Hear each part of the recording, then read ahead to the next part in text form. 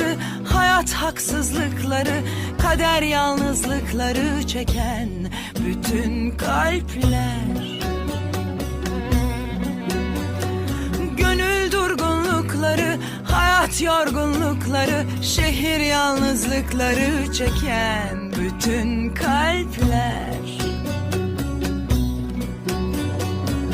Kimini yakıp geçen aşklar incitmiş, kimini yanlış kararlar yıkıp geçmiş, kimine yakın dostu ihanet etmiş, kimi hayatın sillesini yemiş.